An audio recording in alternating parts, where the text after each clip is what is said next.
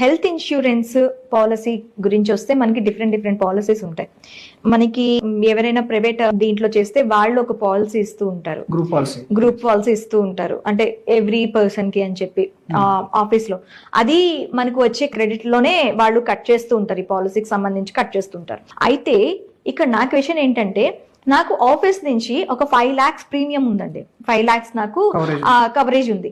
నేను ఇది కంటిన్యూ చేస్తే బాగుంటుందా, లేదంటే వేరే పాలసీ తీసుకోవాలంటారా, లేకపోతే దీనికి టాప్అప్ చేస్తే బాగుంటుంది? ఏ ప్రాసెస్ ఏంటి? మనం జనరల్ గా అసలు రియల్ టైమ్ సిచ్యువేషన్స్ మాట్లాడుకుందాం, దాని తర్వాత తీసుకోవద్దా అనేది ఆన్సర్ ఆటోమేటిక్ గా మీ దగ్గర నుంచి వస్తుంది.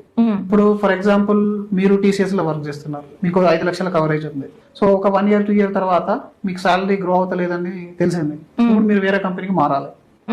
మారినప్పుడు సిచ్యువేషన్ ఏముంటుంది, మీరు బెంచ్ మీదకి వస్తారు, లేదా మీరు వేరే కంపెనీ చూజ్ చేసుకోవడంలో ఇంకొంత టైం తీసుకోవచ్చు, రైట్? మీరు కొత్త కంపెనీకి వెళ్ళే టైంలో ఏదైతే 1 month 2 months గ్యాప్ వస్తుందో, ఆ 1 month 2 months లో ఏదైనా మెడికల్ ఇష్యూ వస్తే మీ దగ్గర వేరే ఆప్షన్ ఉందా? ఆబ్వియస్లీ ఉండదు. ఎందుకంటే మీరు ఇక్కడ November 30కి లాస్ట్ డేట్ అని అంటే మీరు అక్కడ జాయిన్ అయిపోతే మళ్ళీ 1 month తర్వాత ఫార్మాలిటీ స్టార్ట్ అయ్యే ఛాన్సెస్ ఉంటాయి. మరోవారు చాలా మందికి పేరెంట్స్ డిపెండ్ అయి ఉంటారు.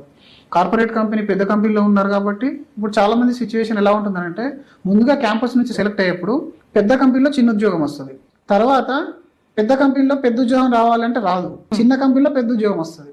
ఇప్పుడు సిచ్యువేషన్ మేము మీకు అర్థమయ్యేటట్టు చెప్తాను. పెద్ద కంపెనీలో చిన్న ఉద్యోగం ఎంట్రీ లెవెల్, ఇప్పుడు మీకు సాలరీ పెరగాలి, ఇవ్వడం పెంచట్లేదు, ఎందుకంటే ఇక్కడ మీ వాల్యూ పెద్దగా ఉండదు. చిన్న కంపెనీ స్టార్ట్అప్ కంపెనీ మీకు మంచి ప్యాకేజ్ ఆఫర్ చేస్తుంది, కానీ హెల్త్ ఇన్సూరెన్స్ వాడు 1 lakh ఇస్తాడు. మీరు అది చూడాలి. అప్పుడు మీ ఫోకస్ అంతా ఎక్కడ ఉంటుంది? సాలరీ మీద ఉంటుంది. సాలరీ నాకు ఇక్కడ 15 వస్తుంది, అక్కడ 30 వస్తుంది, ఇక్కడ 5 years అక్కడ 10 వస్తుంది. ఇదే కదా మన ఆలోచన. ఇప్పటికీ మీరు ఇక్కడ రిలీవ్ తీసుకొని అక్కడికి వెళ్లే లోపు ఏదైనా ఎమర్జెన్సీ వస్తే కవరేజ్ అనేది ఉండదు. రెండోది, మీకు ఇక్కడ 5 లక్షలు ఉంది, రేపు వాడు 1 lakh ఇవ్వచ్చు, 50,000 కూడా ఇవ్వచ్చు. There are big corporates. Like ఇంతకుముందు ఒక ఏవియేషన్ కంపెనీ గురించి కూడా చెప్పాను లాస్ట్ టైము. ఏవియేషన్ కంపెనీ అంటే విమానాలు నడిపే కంపెనీ కూడా హెల్త్ ఇన్సూరెన్స్ మేము రిన్యువల్ చేయలేము అని చెప్పేసింది ఓపెన్ గా. ఒక్కసారి ఆలోచించండి, మీ స్టార్ట్అప్ కంపెనీ అది చెప్పడానికి ఎంత టైం పడుతుంది, బట్ స్టిల్ వాళ్ళు ఎందుకు పేమెంట్ చేస్తున్నారు అని అంటే, అది గవర్నమెంట్ రూల్స్ ప్రకారం మీ దగ్గర పనిచేసే వ్యక్తికి మీరు మెడికల్ గా భద్రత కల్పించాలి, కానీ అందులో రిస్ట్రిక్షన్స్ పెట్టకూడదు అనే రూల్ ఎక్కర్లేదు. అంటే ఇప్పుడు కొన్ని రకాల ఆర్గనైజేషన్స్ ఉంటాయి, మీకు 5 లక్షల కవరేజ్ ఇస్తాయి, పిల్లలకు కానీ భార్యకు కానీ అమ్మ నాన్నకు కానీ 50% కోపేమెంట్ పెడతాయి, లేదా వాళ్ళకి నష్టాలు ఎక్కువ వచ్చింది, ప్రాఫిట్ లేదు, నెక్స్ట్ ఇయర్ పేరెంట్స్ ని పాలసీ నుంచి తీసేస్తాయి, లేదా వైఫ్ అండ్ పిల్లలు కూడా తీసేసిన కంపెనీస్ ఉన్నాయి ఎన్నో. ఓన్లీ సెల్ఫ్ మెంబర్ మాత్రమే కవర్ చేయదు. ఇక్కడ రూల్ లేదు, వాళ్ళ ఫ్యామిలీని మొత్తం కవర్ చేయమని ఏ గవర్నమెంట్ చెప్పట్లేదు ఎవరికి.